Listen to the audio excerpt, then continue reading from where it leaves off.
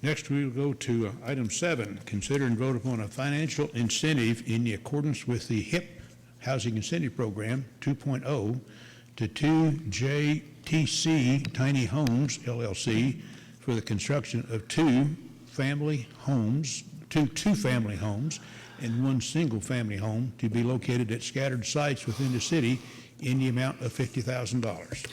Chairman and trustees, I'm Chris Henderson. I'm your Development Services Director. This is the 7th application that has been presented to you since the program began in 2021. 2 of those projects did not come to fruition, so it's really our 5th that we potentially could fund. 2JTC is a local group that is getting into the business of building tiny homes. Now, what they're proposing in this case they wouldn't qualify as tiny homes, but they are smaller homes. And if you have had a chance to look at the housing assessment and study that was done by PCDA, smaller homes, affordable homes, and infill sites are very, very high on their recommendation list.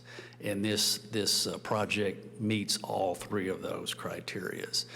Anyway, they want to do what we call scattered site housing. Now that sounds pretty, but it's actually a term used in housing assistance programs by HUD.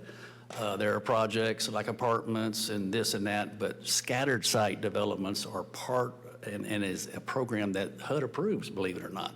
Anyway, they want to do these at 2 locations.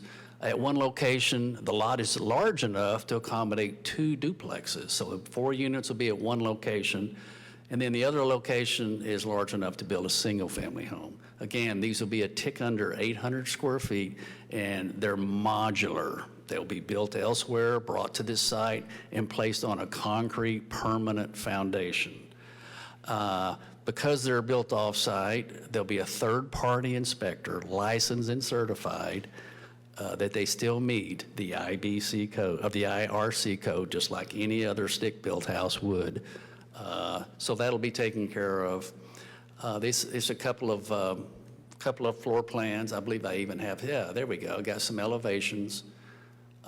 Again, these could be very good examples of affordable housing, and they are for sale. And we are recommending that you basically approve an incentive of $10,000 per door. And I'll be happy to answer any questions you may have. James DeVinny is also here if you have a question that I cannot answer. Chris, I've got 2 questions. Yes, ma'am. My first question is, there are 2 duplexes, so that's 4 units plus another, so 5 total units, correct? Yes, ma'am. Okay. And I know you touched on that we've had some projects that we've approved in the past that kind of fell through. Do we put any time constraints on some of these projects? Yes. What are those time constraints? 1 year.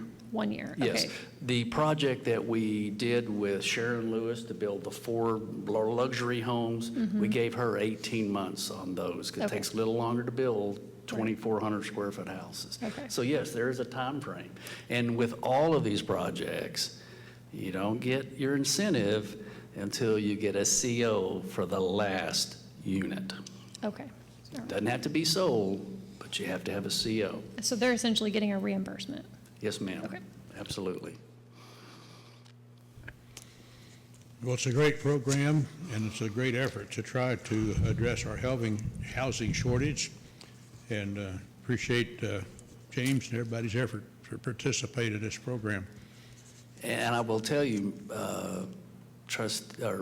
Chairman, I have other companies that are very interested in participating in this program as well, including a company that wants to do duplexes, which again, in the housing study, duplexes, triplexes, and fourplexes are very high priority in that study. And then I have another local builder who wants to do detached single-family houses for sale, scattered site. So you may have a few more applications coming to you to cover the full gamut of housing types, apartments, modular, duplexes, single-family, and we'll see what is successful and what isn't. And Chris, this particular project, are they for sale? Yes. Or- They are? Yes, Okay, they but the incentive could go for rentals or for? Yes, Okay. absolutely. Yeah. That's correct. Between myself, the finance director, and the city manager, the development that has the highest priority are detached, single-family houses for sale.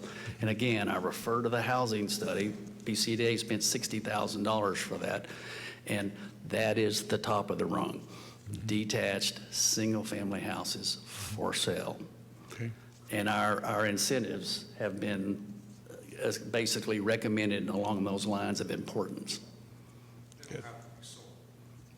The detached single-family house, that was spec homes for sale. Spec Yes, homes, okay. yes. The apartment complex, obviously on Monument, those aren't for sale.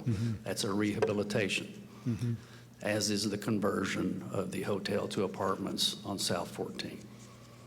And it's my understanding this is new housing, not remodel or No, upgraded. it's little, house. they're new construction, it's modular. The development at Fifth and Bradley, that was modular construction. All the walls and everything came from another location, and they were assembled on site. And again, these meet the IRC just like any stick-built home. Great program. Commissioner or trustees have any questions or comments? If not, I would entertain a motion on item 7. I'll make a motion to approve as presented. Seconded. Motion and second on item 7. Call for the vote. Motion's approved. Thank you, Chris, Mr. Thank you very Chairman. much. Now, I would entertain a motion on item 8 to